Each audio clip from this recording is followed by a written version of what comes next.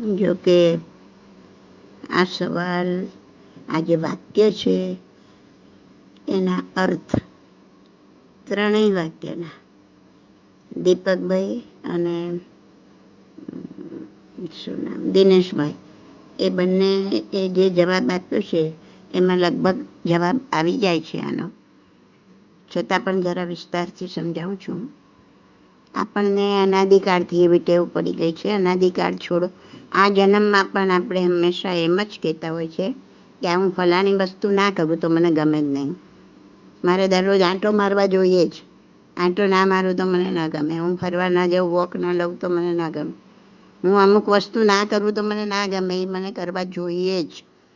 Generally બધાનો અનુભવ હશે. આપણે કોઈને કોઈ વાતમાં આવા વાક્ય બોલતા જ હોઈએ છીએ, એ અંદરથી નીકળતા હોય છે. પણ તમે એ નથી જાણતા કે આપણે જે કાંઈ કરીએ છીએ ઓન ધ સ્પોટ એના કર્મો બંધાય છે, શુભ કે અશુભ. તમે જે કાંઈ કરો છો, હલનચલન કરો છો, કાયાથી કર્મનો આશ્રય થાય છે, વાણીથી બોલો છો, વચનથી કર્મનો આશ્રય થાય છે, મનથી વિચારો છો, મનથી કર્મનો આશ્રવ થાય છે. પછી એ શુભ હોય કે અશુભ એ ભોગવવા જ પડે. શુભ હોય તો સોનાની બેડી છે ને અશુભ હોય તો લોખંડની બેડી છે, પણ છે તો બંને કર્મ જ, અને એ ભોગવવાના છે, એમાં ભોગતા બની ગયા.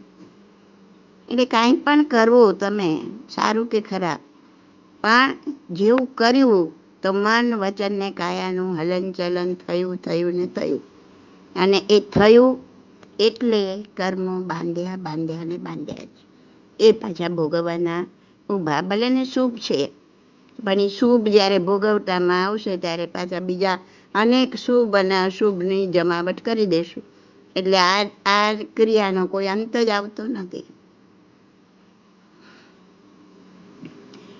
તો કંઈ કરું તો ગમે એવી અંદર ભાવના જ્યાં સુધી બેઠી છે ત્યાં સુધી મોક્ષની ભાવના આવી નથી. કારણ કે મોક્ષ મેળવવા માટે દરેક વસ્તુ છોડવાની છે. તો કાંઈ ન કરે તો ગમે એને. જે આ લાઈનમાં, આ સાધનામાં આગળ વધ્યા હોય એ ધીમે ધીમે મૌન થતા જાય, એકલા થતા જાય, એકાંત એમને ગમે. એમને એકાંત જ ગમે, કેમ કે એકાંતમાં જ મન વચન કાયાને સ્થિર કરીને રહી શકાય. એમને કંઈ કરવું એ ગમે એમ નહીં, એમને કંઈ ન કરવું એ ગમે. તમે જુઓ, મહાવીર ભગવાન, તમને ખબર હશે, 4 મહિના સુધી એક જ માટીના ઢેફા પર ધ્યાન સ્થિર કરીને રહ્યા. તો 4 મહિના સુધી એમણે કાયાનું હલનચલન કર્યું નહીં, ન કર્યું. ન કરે એ ગમે, આ વાક્યને જોડતા જાવ અહીંયા. શું કામ ના કર્યું? એમને કર્મના આવરણ હટાવવા હતા, એમને મોક્ષ પ્રાપ્ત કરવો તો 4 મહિના સુધી ફક્ત માટીના ઢેફા પર ધ્યાન. તો 4 મહિના સુધી હલ્યા ચલ્યા નથી, એટલે કાયાથી આશ્રવ થયો નહીં, મૌન પણ રહ્યા. કોઈની જોડે 4 મહિના સુધી મોબાઈલ પર વાતો નથી કરી, બરાબર ને? કોઈ હોય કે ના હોય આજુબાજુમાં, પણ એમણે કોઈની પણ જોડે વાત નથી કરી 4 મહિના સુધી, બિલકુલ મૌન. અને મનથી પણ સ્થિર થયા, કેમ કે બધું જ છોડી દીધું હતું. પરિગ્રહ બધો જ, કાંઈ જ નહોતું. 18 પાપસ્થાનકમાંથી બહાર નીકળી ગયા હતા. એટલે જેટલા પાપસ્થાનકમાં ડૂબેલા હોય મનનું હલનચલન થયા જ કરે. જેટલા પાપસ્થાનકમાંથી બહાર નીકળો મનનું હલનચલન ઓછું થાય. કેવું હતું પુણ્યનું સામાયિક, એ મારી પહેલી બુકમાં વાંચી જોજો.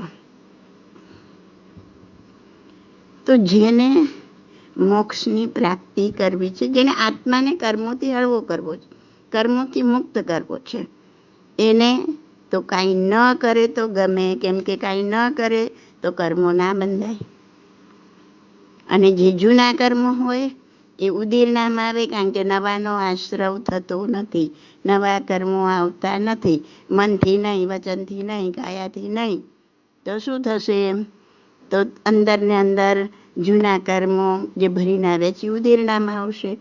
ઉદીરણામાં આવશે એટલે તમે એને નહીં રાગનો ટેકો આપો, નહીં દ્વેષનો ટેકો આપો.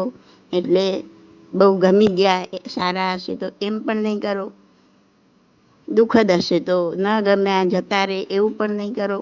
એટલે ના દ્વેષનો ટેકો, ના રાગનો ટેકો. ક્ષમતામાં સ્થિર થશો, ન્યુટ્રલ બનશો. એટલે આવેલા જે ઉદીરણામાં આવેલા કર્મને કોઈ ટેકો નહીં મળવાથી એ આવીને નિર્જરી જશે. તો આ વસ્તુ ખાસ સમજો. આ એક વાક્યની અંદર કેટલું બધું કહી દીધું છે કહેવાવાળાએ. એ કેટલા બધા બુદ્ધિમાન હશે, કેટલા બધા જ્ઞાની હશે કે જેણે એક વાક્યમાં કેટલું સરસ કહી દીધું. જે કરે એવું નહીં ગમે કે આ મને કરવા જોઈએ જ તો નહીં, ન કરે એ ગમે. એ કર્મને નિર્જરા કરે એ આત્મા છૂટો થાય. ખ્યાલ આવ્યો? તો એવું હોવું જોઈએ. જ્યારે એ પરિસ્થિતિ પર આ જીવ આવે, આ મન આવે, ત્યારે આપણે કંઈક મુક્તિના માર્ગ પર એકાદ ડગલું ભરી શકીએ. ઓકે, દરેક જણ ભાગ લેવામાં તો તમને વધારે ને વધારે કંઈક ઊંડાણમાં ઉતરવા મળશે. ઓકે.